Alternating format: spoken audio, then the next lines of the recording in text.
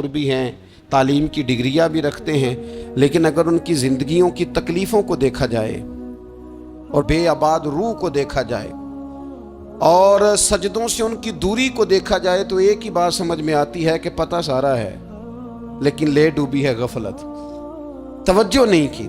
لائق بچہ بھی نالائق ترین زندگی گزارتا ہے، اس لیے کہ اس کے لائق ہونے کے ساتھ ساتھ اس کا توجہ کرنا بھی تو ضروری ہے نا۔ نرے لائق کا کیا فائدہ اگر وہ محنتی نہیں، اگر وہ توجہ ہی نہیں کرتا، اپنا سبق دھیان سے سنتا پڑھتا ہی نہیں، تو بھی جتنا مرضی لائق ہو پیچھے رہ جائے گا۔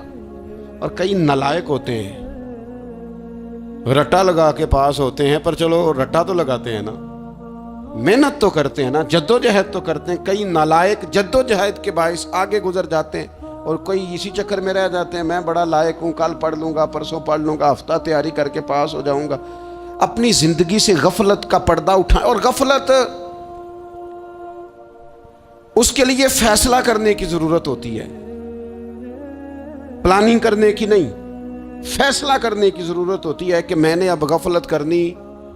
ہم نہ جب بھی کوئی پروگرام بناتے ہیں تو منصوبہ بندی شروع کر دیں، منصوبہ بندی نہ کریں، فیصلہ کریں، کہیں کہ میں نے غافل نہیں ہونا۔ غفلت غرق دنیا کا نام ہے، اپنے آپ کو غفلت سے بچائیں۔ آپ دیکھیں حضرت کعب بن مالک رضی اللہ تعالیٰ عنہ فرماتے ہیں، بخاری میں موجود ہے، فرماتے ہیں کہ جنگ میں پیچھے رہ گیا تھا،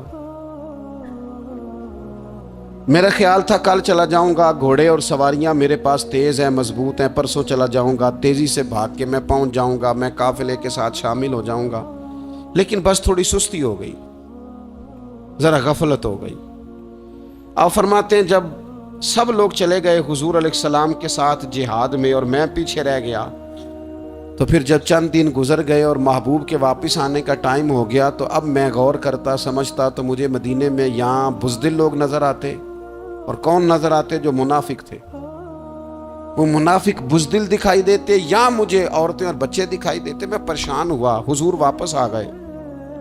جنہوں نے بہانے کیے تھے نا منافقین نے، یہ مجبوری تھی اس لیے نہیں جہاد پہ گئے، یہ جنہوں نے بہانے کیے تھے انہیں مل گئی معافی، اور میں نے سچ بولا، میں نے کہا یا رسول اللہ میں غافل ہو گیا تھا۔ اب کہتے ہیں میں نے جب کہا نا حضور سستی ہو گئی تھی، ذرا غفلت ہو گئی، تو بندہ محبوب سے غافل ہو جائے، بندہ وہیں سے غافل ہو جائے۔ جو دم غافل سو دم کافر، سانو مرشد اے ہو پڑھایا۔ جب کہا نا حضور وہ غلطی ہو گئی، کوئی مجبوری نہیں تھی، تو فرماتے ہیں باقیوں کو معافی مل گئی، میرے ساتھ حضور ناراض ہو گئے۔ ایک دن نہیں، 2 دن نہیں، 50 دن حضور ناراض رہے۔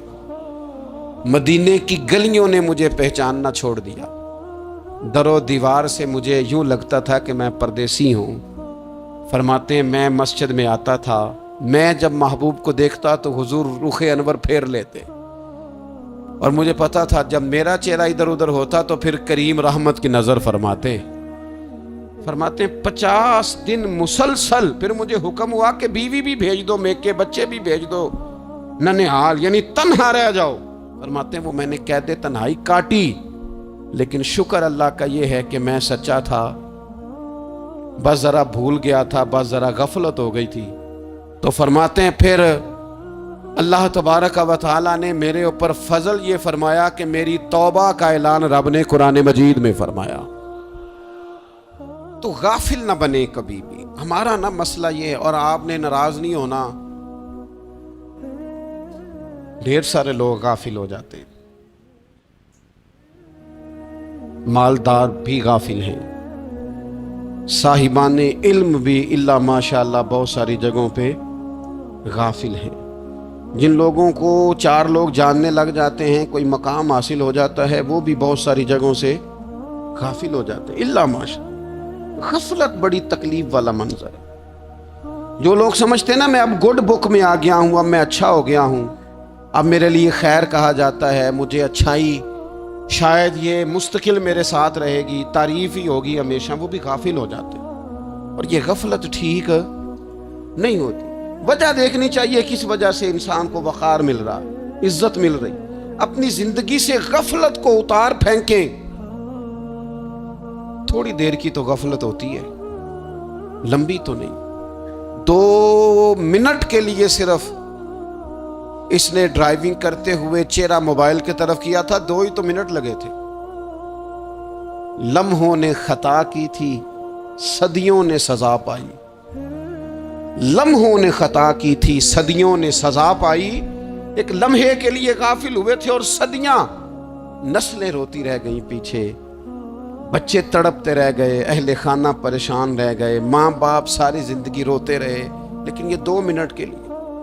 یہ غفلت جو ہے یہ بڑی تکلیف والا معاملہ. اپنی زندگی سے غفلت کو اتارنا ہے, غافل نہیں بننا. ہر وقت توجہ اور ساری باتوں پہ توجہ. بعض اوقات لوگ ایک طرف توجہ کر کے ایک طرف سے غافل ہو جاتے ہیں. نہ, توجہ ہمیں پہلو رکھنی ہے.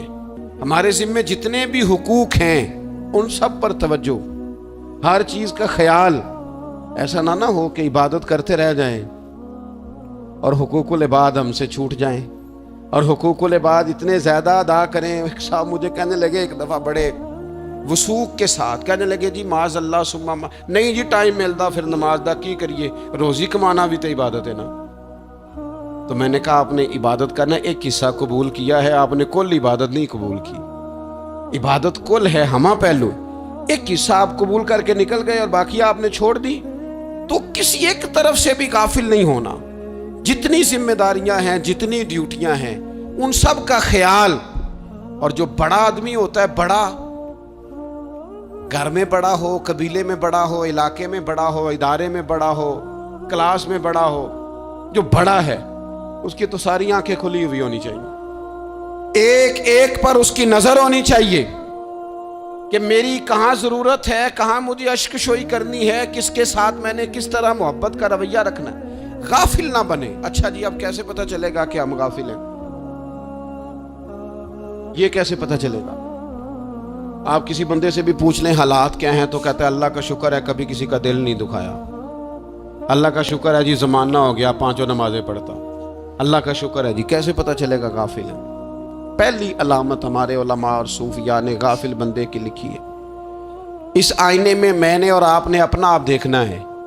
غافل بندے کی پہلی علامت یہ ہوتی ہے کہ وہ دنیاوی کاموں میں چست ہوتا ہے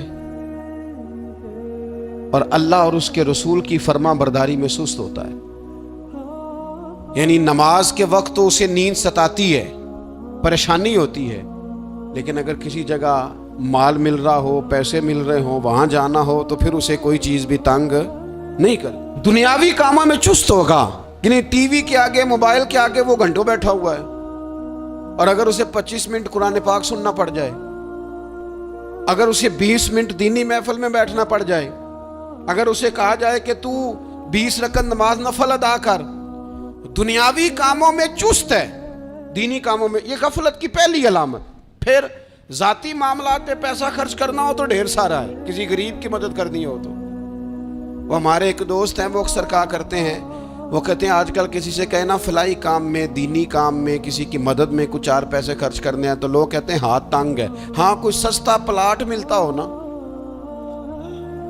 اور اگر یہ سمجھ آ جائے کہ وہ مجبور ہے بیچارہ بیچنے والا, تو پھر کہتے ہیں میں 2-3 دوستوں کو پھاڑ لے سن. ذاتی کاموں میں جب بندہ چست ہو اور دینی کاموں میں سست ہو تو مطلب یہ ہے کہ بندہ غافل ہے. پہلی علامت غفلت کی. اور غفلت کی دوسری نشانی یہ ہے کہ انسان گناہ کے کاموں کو معمولی سمجھنے لگ جاتا ہے. یہ غافل بندے کی نشانی ہے. گناہ کو معمولی سمجھتا ہے, چھوٹا سمجھتا ہے. آج کل لوگ کہتے نہیں میں کو اکیلا کر رہا ہوں, ساری دنیا ہی کرتی ہے. اور جناب کیا ہو گیا, اگر یہ غلطی ہو گئی تو بندے سے ہو ہی جاتا ہے. گناہ کو معمولی سمجھنا, چھوٹا سمجھنا, اور کہنا پھر کیا ہو گیا ہے, انسان سے غلطی ہو جاتی ہے. آپ دیکھ لیں کہ سینکڑوں بیسیوں گناہوں کا بوجھ ہمارے سروں پہ ہوتا ہے, لیکن کوئی ہمارا دبدبہ ہے, کوئی ہماری گفتگو ہے, کوئی ہمارے جملوں میں خود پسندی ہے, کوئی ریاکاری ہے, کوئی تصنع ہے. یہ غافل بندے کی علامت ہے. نبی اکرم صلی اللہ تعالی علیہ وآلہ وسلم نے فرمایا مومن اپنے گناہوں کو پہاڑ کی طرح سمجھتا ہے. یہ بخاری میں حدیث ہے. مومن پہاڑ کی طرح جانتا ہے اور وہ ڈرتا ہے کہ کہیں وہ پہاڑ اس کے اوپر گر نہ جائے، یعنی کہیں مجھے میرے گناہ کی سزا نہ مل جائے۔ چھوٹے گناہ کو بھی پہاڑ جانتا ہے، یار مجھ سے غلطی ہو گئی، مجھے ٹھیک کر لینی چاہیے، مجھے معافی لے لینی چاہیے، مجھے توبہ کر لینی چاہیے۔ مومن اپنے اوپر گناہ کو پہاڑ کی جانب سمجھتا ہے، اور حضور علیہ الصلوۃ والسلام فرماتے ہیں کہ یہ جو فاسق اور فاجر ہوتا ہے نا، اللہ کا نافرمان، یہ گناہ کو مکھی کی طرح سمجھتا ہے، یہ سمجھتا ہے میں نے اشارہ کرنا ہے مکھی نے اڑ جانا ہے۔ مومن کی علامت یہ ہے کہ وہ پہاڑ جانتا ہے، اگر غلطی ہو جائے تو پہاڑ۔ امام اعظم ابو حنیفہ رحمۃ اللہ علیہ گزر رہے تھے تو بارش ہو گئی تھی اور کوفہ میں کیچڑ تھا، تو آپ نے جو جوتے پہنے ہوئے تھے ان جوتوں سے چلتے ہوئے نا آپ کے پاؤں سے کچھ مٹی اڑی، تو سامنے ایک یہودی تھا، اب اس زمانے میں دیواریں کچی ہوتی تھی، اس کے دیوار پر جا کے وہ مٹی جو تھی وہ لگ گئی۔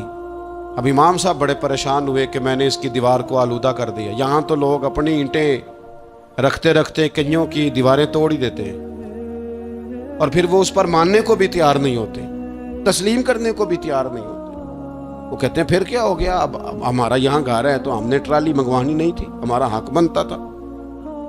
امام صاحب کے پیروں سے ذرا کیچڑ اڑا، یہودی کی دیوار پہ لگا، اس کی کچی دیوار تھی۔ امام صاحب پریشان ہو گئے، سوچنے لگے کہ اگر میں دیوار سے یہ کیچڑ اتارتا نہیں تو یہ بھی زیادتی ہے، میں نے اس کی دیوار کو گدلا کر دیا، اور اگر میں اتارتا ہوں تو کچھ مٹی اس کی دیوار کی بھی اتر جائے گی، کچی دیوار ہے، یہ بھی زیادتی ہے۔